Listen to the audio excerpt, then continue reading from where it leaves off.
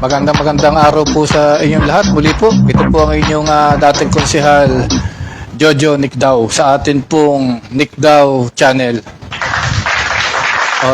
Director, kumusta? Ha? Ayos na? Tayo namamalahibo. Namamalahibo tayo. Sa tagal natin ng mga kababayan na napahinga dito sa ating live Nicdao channel ay kakaloko-loko yung ating introduction at pagsisimula. Hindi ho gumagana yung sound effect. Hindi po gumagana yung sound effect. Hindi ko naririnig. Bahala na po kayong magpasensya. At ako po ay wala sa aking opisina. Napapunta po ako dito sa aking kusina sa kadahilan ng mahinang-mahina ang signal doon sa loob. No? Kinubo na ako. Sa pagbabalik ho natin, ang tatalakayin po natin dito ay ang direktang makaka-apekto sa atin bilang mga mamamayan sa ating bawat mga lugar-lugar. No? Hindi lamang ho dito sa bayan ng Pateros, kundi sa buong Pilipinas, yung may mga utang sa amilyar ng bahay, utang sa amilyar ng lupa, o tinatawag na real property tax, na kaya hindi makabayad ang ating mga mamamayan ay dahil doon sa patong-patong na mga penalties sa charges and others, ano, yung siyempre compounded yan yung inyong amilyar ngayong taon na ito, hindi nyo nabayaran sa susunod, may interest ho yun. At pagkatapos yung interest ho nun, kukwenta ho yun sa principal, magkakaroon na naman ho yung ng panibagong interest. So yun ho ay magpapatong-patong. Magpapatong-patong yung multa, bayad, aabutin na 1 taon, 2 taon, 3 taon, 4 na taon, 5 taon. Kaya ang ating mga mamamayan ay hindi makabayad ng amilyar sa lupa. Ano ho? At may mga pagkakataon, hindi ho sa Pateros, sa tagal ko hong nanungkulan, na naglingkod sa bayan ng Pateros bilang konsehal ng bayan at barangay kagawad, hindi pa ako nakabalita o nakaranas na dito ho sa atin sa Pateros ay nag-auction ng mga may malalaking utang sa lupa o nagkaroon ng pagbebenta. Hindi pa ho nangyari sa atin dito dahil dito ho sa bayan ng Pateros, mga kabarangay, mga kababayan, ay lumalabas na halos magkakamag-anak, ang mga tao ho rito ay magkakamag-anak at may mga nandayuhan man ho, itinuring na rin kamag-anak ng mga nakatira dito sa bayan. Kaya parang iisa yung damdamin, iisa yung angkan. Ako ho bagamat hindi lehitimong taga-Pateros, dito halos pinanganak, tinuring ko na maraming taga-Pateros ay aking kamag-anak. At sana ho ay wag mamasamain ang ating pamahalaang bayan ng Pateros itong aking mga ginagawa sa ngayon. Ito ho, nagpahatid na ho ako ng sulat sa atin pong alkaldes, kaya sa atin pong mayor, Ike Ponce. 2 beses na po ako nagpadala ng sulat. Nung una ho ay noong July 8, 2024, at ito hong pangalawa ay August 1, 2024. Yung una ho ay naka-address at kapiparnis ho ang ating kagalang-galang na Vice Mayor Carlos Santos at ang ating pong mga kasapi ng Sangguniang Bayan. So, bakit ko po ginagawa ito? Hindi ko po pinangungunahan ang ating bayan, ang ating mga namumuno. Bilang dating konsehal ng bayan, hindi ko maiaalis sa akin yung concern pagdating ho sa bagay na ito. Dahil sariwang-sariwa at kapapasahon noong June 3, ang Republic Act 12001, Republic Act 12001, o mas kilala sa Real Property Valuation and Assessment Reform Act, RP VARA. Ano ho ang epekto nito? Iniulit ko ho, sana ho huwag masamain ang ating mga kasalukuyang namumuno sa ating, lalo na po sa ating mayor Ike Ponce. Wala po akong masamang intensyon, wala po akong masamang layunin. Kung hindi, kaya ko ito isinulat, baka hindi nila nasusubaybayan, hindi sila aware. Dahil nung ako ho'y konsehal ng bayan, updated ho ako sa aking yung mga research sa mga Republic Act, yung mga batas na bago, yun hong mga executive order, mga issuance. Updated ho ako niyan, hindi lang naman ako, ang tanda ko si yung dating konsehal, Jojo Sanchez. Updated ho yan. Pag may mga pinapasok kung paano kalang batas yan. Si Larry Capco, ganyan-ganyan yan yung Larry Capco. Laging dala-dala niyan yung mga papeles niya na nire-research niya. Yung mga executive order, mga batas, mga kung ano-ano, galing sa mga departamento, galing sa presidente. Ganon din po ako, Ganon din po ako. Kaya po, inuulit ko, sana po ay wag masamain ng ating mga namumuno. Hindi po ako namumulitika. Kita ko si Kagawa, Doc Ariel, hindi ko maaninag yung iba. Director pa ko nga yung makapal kong salamin sa baba. So ito ho mga kabarangay, ano ang epekto nito, Ano ang epekto nito sa atin sa bayan ng Pateros? Sa bawat batas na ipatutupad at ginawa na, meron ho itong buti at meron ho itong hapde. Kadalasan yung batas, may buti. Ano yung hapde? Makulong ka, may penalty, may mga multa. Ano ho yung buti nito? Ang salient point ho nito, o yung kabutihang bahagi ng provision ng batas na ito, meron ho itong binibigay na real property tax amnesty na ibibigay ho sa loob ng 2 taon pagka-approve ho nitong batas na to. So, inapruban ho ito June 3, 2024, 15 days after its publication in a newspaper in general circulation o kaya official gazette natin. Ito po ay magiging batas. At para ho ito'y matupad ng ating gobyerno, ito ho yung mga ngailangan ng IRR o yung tinatawag hong yung implementing rules and regulation. Pag kasi kami mga nag-aaral ho ng batas, tayo ho'y nag-aaral ng batas, mayroon sinasabi ho sa statutory construction, kung ano yung sinasabi ng batas, yun ho yung dapat na ipatupad. Pag sinabi hong hindi mo to pwedeng ipatupad dahil may sinasabing kailangang may ipasa muna yung IRR, hindi mo to pwedeng ipatupad. Pero sinasabi po dito sa batas na ito na Republic Act 12001, ito ho ang sinasabi. Ang Article 7 ho, Miscellaneous Provisions, Section 36, Implementing Rules and Regulation, within 3 months after the effectivity of this Act, the Department of Finance shall, in consultation with the concerned stakeholders for the effective implementation of this Act. Ano ho yung stakeholders? Yan ho yung mga negosyante. Ano ho yun? Yung mga real estate company, corporation. Ano pa ho yan? Si Kap Omar, si Maring Norma, nakikita ko kayo si classmate, si MC. Ano ho yun? Yung mga local, yung mga, siyempre local government unit, kasama ko sa stakeholders siya, mamamayan. Pero ito ko sinasabi, Section 36, the non-promulgation of the IRR shall not prevent the implementation of this Act upon its effectivity. Ibig sabihin, kahit na wala pang IRR, ito ay kailangang ipatupad. Bakit po ito ay aking sinasabi ngayon? Una, tatamaan po tayo rito mga kababayan. Hindi po yung salient point salient provision o yung bahagi o magandang bahagi nito ay yung tax amnesty, real property. Hindi ho mga kababayan. Dahil nagre-reklamo ang maraming mga real estate stakeholders, mga korporasyon, na sa bawat bayan, pag sila'y naglalalakad, ito ay prone sa mga graft and corruption. Pag nagpapa-assess na, hindi na malaman kung paano yung klaseng assessment, pag magbabayad na ng capital gains tax, magta-transfer, at kung ano-ano pa man. Ito nagkakaroon ng napakalaking problema. Ano ho ngayon ang mangyayari sa batas na ito? Ito'y magkakaroon ho ng nationalization, unified ang pagbabalangkas, pagpapasa ng real property tax, no?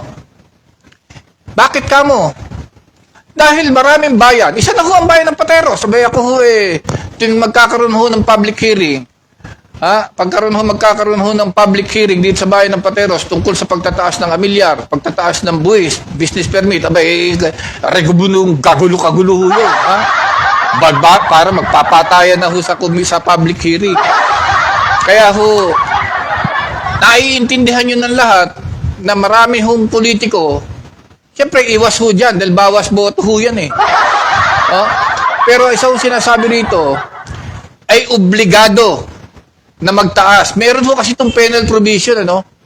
Meron ho itong administrative penal provision na sa mga bayan-bayan na hindi tutupad at gagampan dito, ay meron ho nung may kaukulang may kaukulan. Ito ho yung nito. Ito matindi rito, no? For the first year, ang increase ho ng real property tax sa bawat bayan ay may cap ceiling ho na 6%. O isipin mo, kung may sapin-sapin ka pa ng utang, paano ka pa makakabayan, di ba? Kaya nga ho ang ating pamahalaang bayan, ako ho bilang presidente ho bilang presidente ho ako ng Katapat HOA, lubos ho kami apektado rito.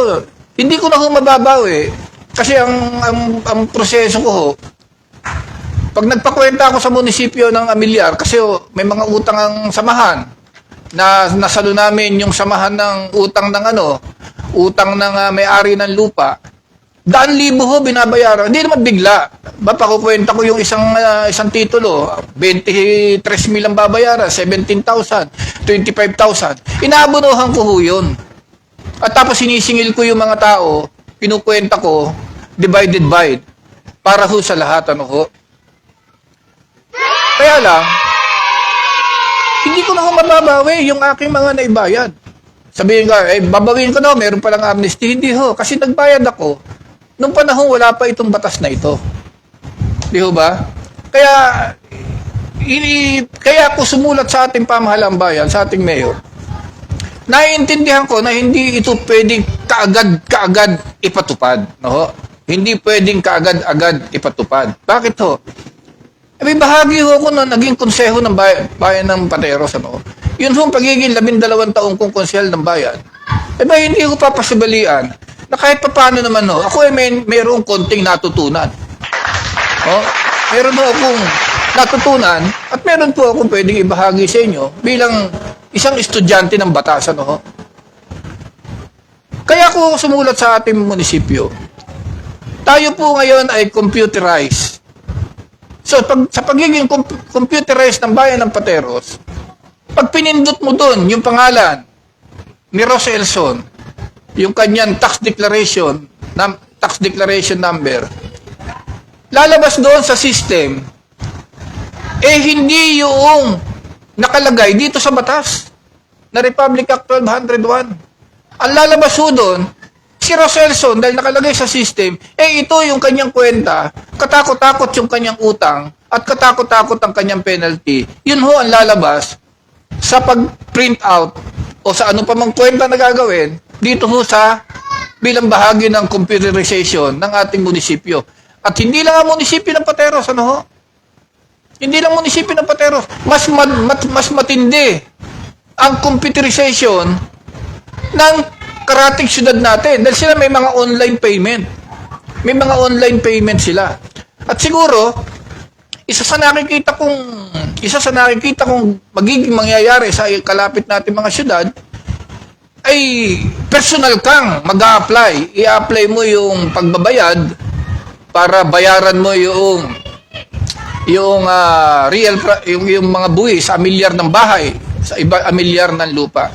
Para ho sa kaintindihan ng lahat, ang real property tax ay nahahati ho sa dalawa. Pag sinabi hong real property, yan ho yung mga immovable property. Ano ho yun? Yung mga hindi kumikilos. Ano ho yun? Yun ho ay bahay. Hindi, una muna ho, yun ay lupa. At lahat na nakatayo doon sa lupa. So kung may bahay ho doon, So kung ang bahay ho dun may nakatayong bahay. Halimbawa, example for the sake ho ng ng computation. Si Kuya Emil, parang nakita ko si Kuya Emil, Emil Spirito. Halimbawa ho, ang lupa mo 1,000 square meter. For the sake of easy computation, ang amilyar ng bahay mo ang amilyar ng lupa mo sa 1,000 square meter 1,000 pesos.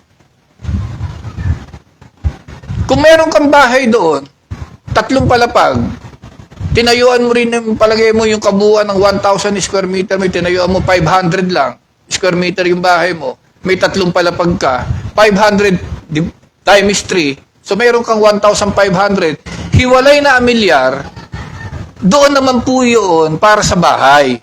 Ha? At kung ang nakatayo naman ho doon ay pabrika, ang nakatayo ho doon ay gamit ho sa negosyo, yung mga makina hong nakalagay doon ay bahagi din po ng immovable real property. Binubuwisan ho din ho. Yun ho yung mga machinery. Yun ho yung mga nakakabit doon na bahagi ho ng operation ng isang building na kung wala iyon ay hindi gagana yung building. So yan ho yung real property tax na ating pinag-uusapan. Kaya nga po isinusulat ko to kay Mayor, hindi upang pangunahan ho, dahil una-una bilang bahagi ng Sangguniang Bayan ng Pateros sa loob ng 12 taon. Dapat ini-input po namin yung sangguni. Kasi ang root word po ng Sangguniang Bayan ay sangguni. Suggestion. Ito pong suggestion na ito, hindi po ordinaryong suggestion.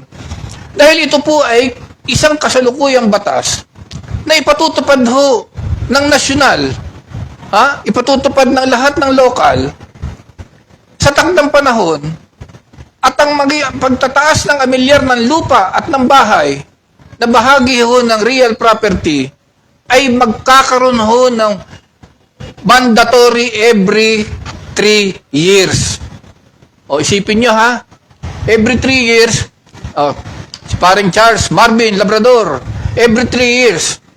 So habang every 3 years, ang maximum na itataas ng cap ceiling ay 6%. So naintindihan nyo, kaya ina-encourage ko ating mga konsyal ng bayan, hindi ho ang salient point nito ay yung real property tax. Hindi ho. Ang salient point ho nito ay yung uobligahin ang lahat ng local government na itaas yung amilyar, itaas yung mga buwis sa lupa, sa bahay, para mayroong uniformity yung pagtaas upang maging maayos ang koleksyon ng mga ng gobyerno, at pati yung pagbabayad sa BIR ng mga transfer tax, yung mga capital gains tax, magiging uniform, makakakolekta ng maayos ang ating gobyerno sa nasyonal. Ito ho, pero nakalagay ho doon sabi, itataas ang buwis para may ayos yung serbisyo na gusto. Pag nagtaas na naman yan baka itaas sweldo. Siyempre tataas siya. Katulad lang nitong pagkakataas ng pagkakataas ng ng internal revenue allotment natin, mga kababayan. Tumaso ng napakalaki ang internal revenue allotment, IRA, ng lahat ho ng local, barangay, sa buong Pilipinas, probinsya, dahil ho sa pagkakapanalo ng kaso. Side step lang ho tayo Dahil ho sa pagkakapanalo ng kaso na isinampan nila Governor Tet Garcia at Governor Mandanas, kung saan ho, ang buwis daw na dapat kolektahin, na kinukolekta ng national para ibigay sa mga lokal, hindi lang daw dapat nanggagaling sa BIR. Dapat daw ho, hindi lang yung koleksyon sa BIR. Dapat daw ho, pati ho yung customs and tariff, yung mga customs, mga kolekta ron, lahat ho ng taxes na manggagaling sa nasyonal, yung mga VAT, lahat ho, dapat daw ho may share, kasama ho sa kinukwenta yon para ibigay sa ating mga local government. Nanalo ho ang ating mga, kaya ang tawag ho dun sa desisyon ng Supreme Court, yun ho ay Mandanas ruling. Dahil nga ho si Governor Mandanas ang nanguna, Mandanas ng mandanas ng Batangas na ikinasal ho sa batang-batang magandang abogado. Siyempre si Governor Mandanas biyudo ho 'yun, biyudo. Makisig pa naman sa edad di ko alam 80 ho 'yun, 79. Pero siya ho nanguna diyan. Ano ibig sabihin nun? Side na kwento ho ito Ano ibig sabihin nun? Tatalakayin ho natin yan sa ibang pagkakataon. Ano ibig sabihin nun? Mababawasan ang kita ng national. Ilang bilyon, ilang daang bilyon yung mapupunta ho sa city, province, and municipality. Gumanti ngayon yung national government. Nag-issue ho si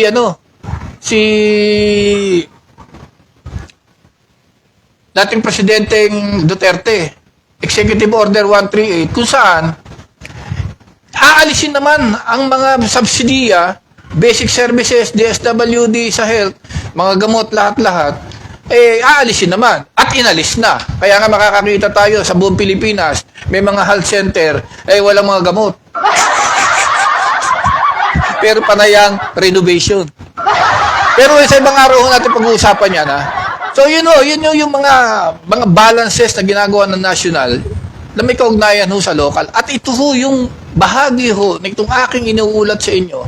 Itong Republic Act 12001 o Republic Act 1201.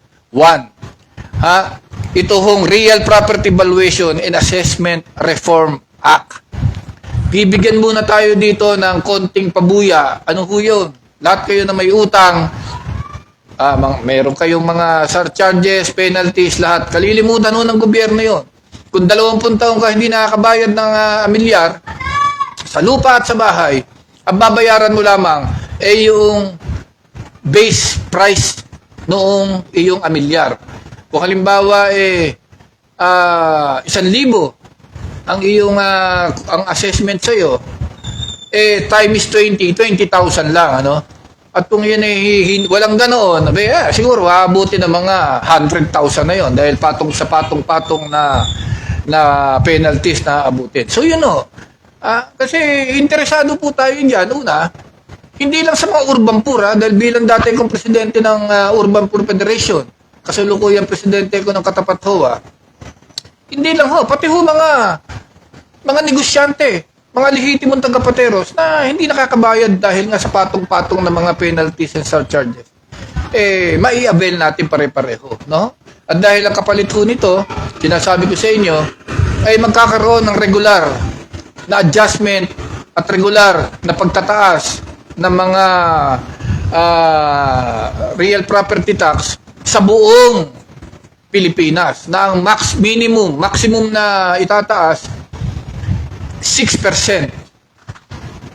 So yung 6% na yon, minimum, pwede maging 5, pwede maging 4, pwede maging 3, pero obligado every 3 years. Hindi pwedeng upuan ng konsehal na yung konsehal ay matakot sa boto.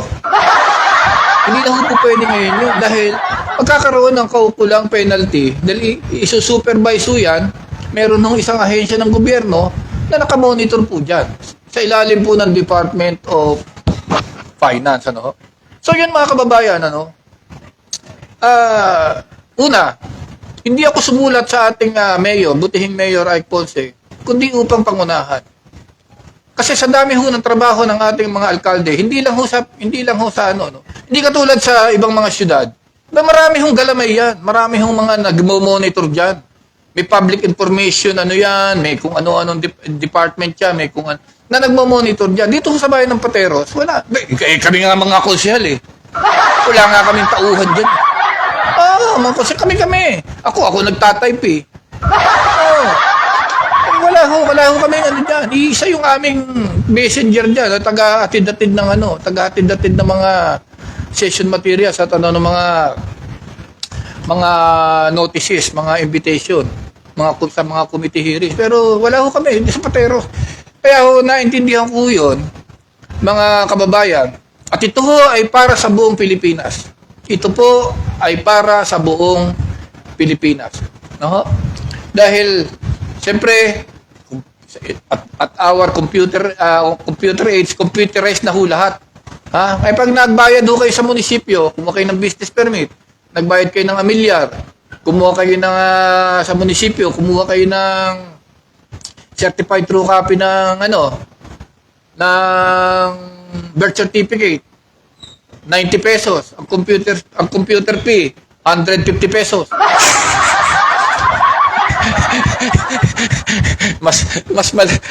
mas malaki pa yung computer fee.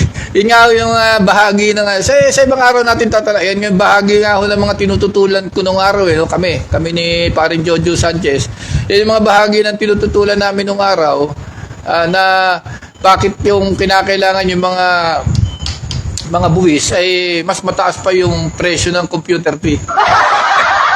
Pero andyan na yan naipasa na ho yan. Kaya pinapakihinihiling ko po sa ating pamahalaang bayan ng Pateros at sa buong Pilipinas, siguro yung iba, nagkakaroon na sila ng mga adjustment dahil hindi pwedeng hindi ito ipatupad, Hindi pwedeng hindi ipatupad dahil ito ho ay isang national law, At sa pagkakaalam ko, ito ho ay na-publish na sa ating official gazette na kung saan ay ang implementation nito ay nasa mga local government unit. Inuulit ko po, humingi ko ako ng patawad. Bahagi ho ng aking sektor, ang urban poor sectors. Marami kong mga kaibigan at itinuring na kamag-anak na may mga lupa sa bayan ng Pateros na nangangailangan nito. May mga pagkakataong may mga utang sa amilyar, ma-avail ho nito bago magkaroon ng mga adjustment para sa pagbabayad ng mga pagbabayad ng amilyar. Dahil sisiguraduhin ko sa inyo, ito ho ay magkakaroon ng napakalaking adjustment. Hindi lang biglaan, pero isang continuing adjustments of real property payments. Dahil magkakaroon ng adjustment sa mga para magamit sa assessment ng BIR at ng ating local government unit sa pagkolekta ng mga real property taxes. Siyempre mga kababayan, ito kung pagbabalik natin sa Nick Daw Channel ay marami tayong tatalakayin, maraming katanungan ng taong bayan lagi na minsan naghahanap ng kasagutan sa mga barangay affairs, municipal affairs, trabaho ng sangguniang bayan, trabaho ng mayor, trabaho ng vice mayor, trabaho ng mga konsehal, trabaho ng mga kagawad, trabaho ng barangay administrator, trabaho ng municipal administrator, ano limitasyon ng mga trabaho niyan, ano ang katungkulan kapangyarihan ng bawat isa na ayon sa tinatadhana ng batas sa ilalim ng local government code. At ako naging bahagi, kahit nung ako'y tricycle driver, hindi ako mahuhuli dyan. Sumampa ho akong konsel ng bayan, ako ho ay tricycle driver. At hindi naman ako magiging konsel ng bayan kung hindi ako isiningkaw ni Ninong ni Kapitan ng Hell Espiritu, hindi ko pa siya ninong noon, bilang barangay kagawad na Santana. Pero nung ako umupo dyan, bilang konsehal, tricycle driver ho ako, ginampanan ko ho ng ayos. Yung mga panahon na yun, nagre-research na ho ako. Wala pang computer nung araw, ginugupit ko yung dyaryo. Para pagdating ko sa konseho, meron ako ipapasok. Alam ko kung ano yung pinag-uusapan. Alam ko kung ano yung pinagtatalunan. Hindi ako yung pagkatapos kung bumoto ko halimbawa, yes! Tapos nagkasiksikan, hindi ako sumasagot na, hindi ko binasa yan Wala akong ganun. Pag ang boto ko ay no, boto ko no, paninindigan ko. Pag ang boto ko ay yes, paninindigan ko yun. Pero, hindi ho lahat ng yes, para sa pagsangayon. At hindi ho lahat ng boto ng no, para sa pagtutol. Minsan, depende ho yun sa tanong ng presiding officer. Paano hahatiin yung boto. Kaya marami tayong tatalakayin sa pagbabalik ho ng Nick Daw Channel. Dito po ang inyo pong dating konsehal Jojo Nick Daw na magpapatuloy po ang kasakaliitan ng ating pagkatao. Hindi naman tayo nawawala sa sirkulasyon. Ang bahay ko ho extension ng DSWD. Kaya nga ho, garahe ko nangupahan na ako ng garahe dahil ang garahe ko laging maraming tao. O laging may hinging tulong, hinging payo. Ano gagawin ho natin? O di ba? Siyempre sa mga katanungan, nakasalubong ka 1, 2, 3, 5 tao ng katanungan na ito, marapat lamang nasagutin natin dito sa Dikdo Channel upang maibahagi natin ang ating ibang mga opinyon sa loobin, sariling experience, sariling karanasan. May bahagi po natin sa ating mga mamamayan. No? Hindi po tayo dapat na maging maramot at hindi po naman dapat sa ating mayabangan ang mga nakaupo sa ating bayan. Ano? Dahil bilang part 2 tayo ng mamamayan, sabi nga nung isang matalik kong kaibigan na nanungkulan ng dati nanunungkulan sa Pateros, Jojo, lahat nakikialaman, may tulong, may sakit, may patay, may ganun. Sabi ko na lamang ho para tayo wag nang makialam sa bayan ng Pateros, ay tayo ay lumayas-layas na sa bayan ng Pateros. Hanggat dito ka nakatira at ikaw may pakialam. Limbawa sa tapat ng mga bahay-bahay ninyo, sa tapat ng kapaligiran, may nagiinom ng alak, may nagkakarakros, may nagsusugal. Kanina magsusumbong yun? Sa barangay. Pag di umaksyon yung mga barangay, sa konsehal. Pagka hindi umaksyon yung kung saan nagsumbong, kanina pupunta yun? Siyempre, sa dating konsehal, kay Jojo Nick daw. Tapos, papapatrobol na naman ako.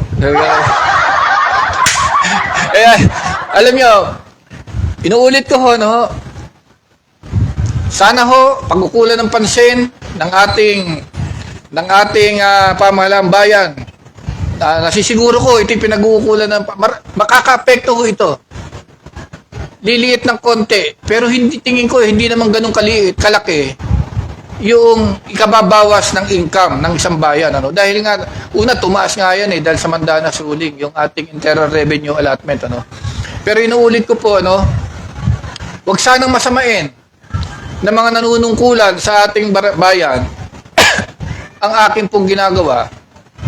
Sa kaliitan po ng aking pagkatao, sa kaliitan po ng aking pinag-aralan, hindi po maiiwasang hindi ako magmalasakit sa kung anumang kaganapan, development na ibibigay ng nasyonal at ipatutupad sa mga lokal. Ito po ay bahagi na ng aking buhay, bahagi na ho ng aking advokasya, bahagi na ho ng nakagisnan ko na paglaki dito sa bayan ng Pateros na hindi pwedeng hindi tayo makialam. No? Ang walang pakialam at hindi dapat na makialam, yun ho ay nakabaon na sa San Joaquin, sa sementeryo. At kung medyo may kaya-kaya ka sa buhay, doon ka nakabaon sa Garden of Memories. Ha? Yan yung malinaw sinasabi ko, ha?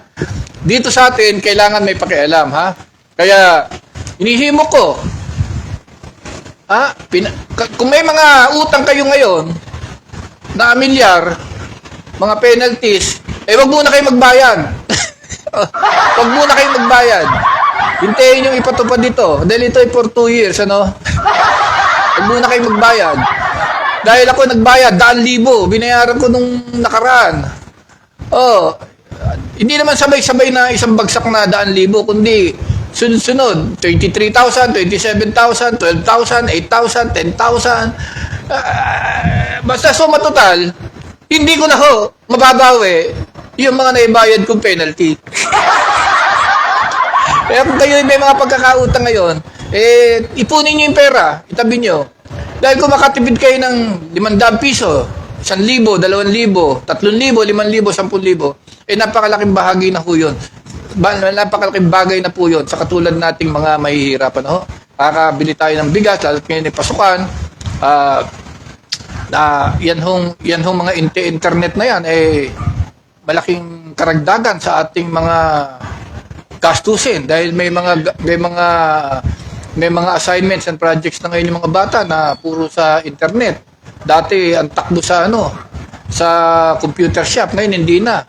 Andiyan dyan na yung cellphone, gaganyan-ganyan na. Tay, pabiling load. Buti isa lang. May mga anak niya 14. Ay, bilhin load, bilhin load. Kasi 50, Diyos ko. Pag ganun, pag ganun. Kaya, nuulit ko po, humihingi po ako ng tawad sa ating pamahalang bayan, sa mga nanunungkulan. Hindi ko po kayo pinangungunahan.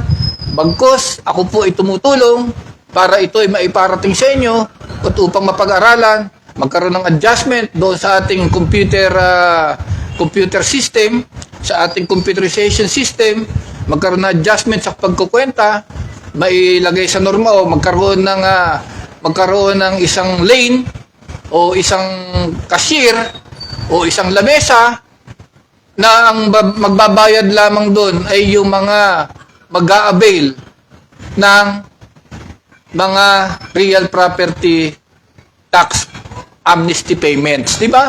Para hindi na magambala yung system at hindi na baguhin.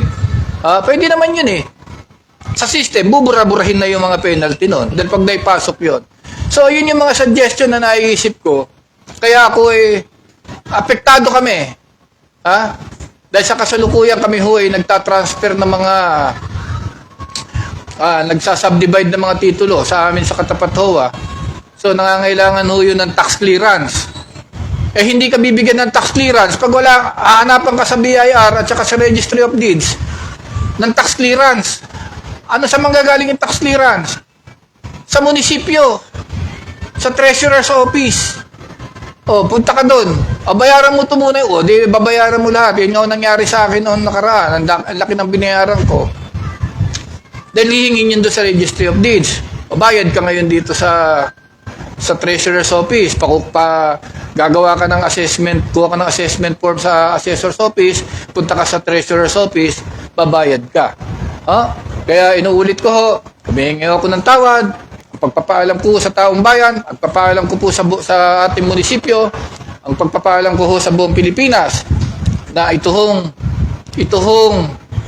Republic Act 12001, sa ayaw po't nila sa gusto, sa malawot madali, ito po ay ipatutupad sa lahat ng munisipyo, sa lahat ng syudad, sa lahat ng probinsya, sa lahat ng mga lugar-lugar sa buong Pilipinas. Hanggang doon sa ARM. Isakop niya pati yung ARM sa Mindanao. Yung Muslim ARM. BARM ngayon nata, BARM. Bangsamoro, So, sama lahat yan. Walang exempted. Magkakaroon ng adjustment, tataas sa mga real property tax. Samantalahin po natin at ibigay po yung para sa bayan, para po dito sa babasahin ko sa pagtatapuso natin, Section 30 ng Republic Act 1201, Section 30, Grant of Tax Amnesty on Real Property Taxes and Special Levies on Real Property.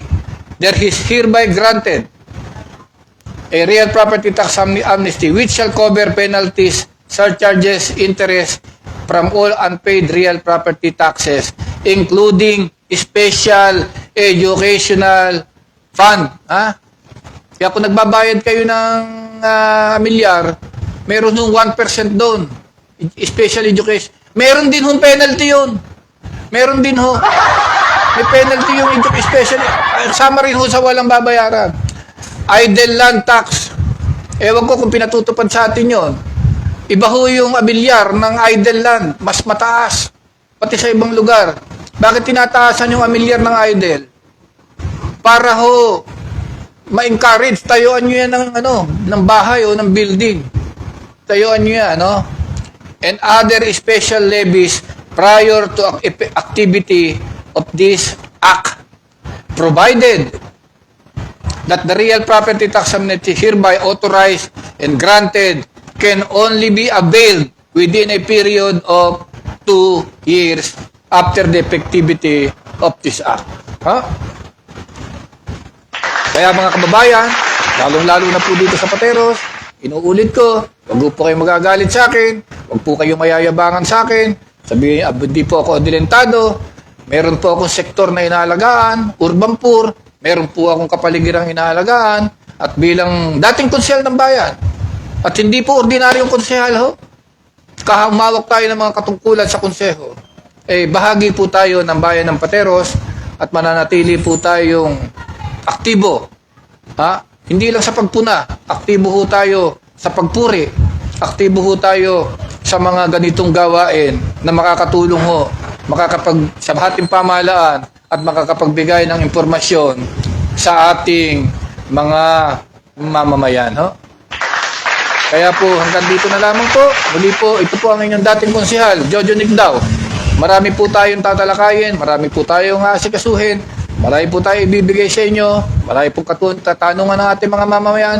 Ipagpapatuloy po natin ito. Kung hindi po natin kakayanin ng araw-araw, dahil ako po ay nagre-review, ito po ay idadaos natin ng 3 beses sa isang linggo. Pero sinisiguro po sa inyo, ang Nicdao Channel ho'y magbabalik. Ang Nicdao Channel ho'y hindi tatahimik. Ang Nicdao Channel ho ay nandiyan lang sa inyo. Ang Nicdao Channel ho'y tatanggap ng inyong mga katanungan. Ang Nicdao Channel nyo ay magpapahayag sa pamamagitan ho ng inyong lingkod, dating konsehal, Jojo Nicdao. Yun lang po. Magandang hapon ho sa inyong lahat. Naway pagpalain po tayo ng ating Panginoon. Salamat po. Bye-bye.